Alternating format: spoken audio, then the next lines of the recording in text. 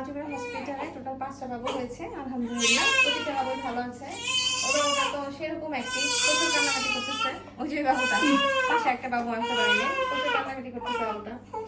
আচ্ছা যাই হোক, মেইনলি বলার মতো যেটা, এই বাবুটা সিজারে হয়েছে সি সেকশনে। ওকে, এই বাবুটা নরমালি হয়েছে 3 কেজি 300 গ্রাম, এই বাবুটা 3 কেজি 600 গ্রাম। এই দুইটা বাচ্চা আউট করতে আসলে খুব কষ্ট হয়েছে, স্পেশালি এটা কষ্ট হয়নি খুব একটা। তো এই বাচ্চাটা বের করতে, ও মা কি কান্না শুরু করলো, এই বাবুটা আউট করতে খুবই কষ্ট হয়েছে। বাচ্চার ওজন অনেক বেশি ছিল, 3 কেজি 600 গ্রাম। সব থেকে বড় কথা যে একদম শোল্ডার এমন ভাবে আটকে ছিল যে মনে হচ্ছিল যে শোল্ডার ডিসলোসিয়েট হয়ে যাবে কিনা। তার মধ্যে আবার কর্ডও পেঁচানো ছিল, মানে সবকিছু মিলে এই বাবুটা হতে খুবই কষ্ট হয়েছে। বাচ্চার মার যেমন কষ্ট হচ্ছে, আর উল্লেখযোগ্য ব্যাপার হচ্ছে বাচ্চার মার হাইট ছিল মাত্র 4 ফিট 10 ইঞ্চি। আরো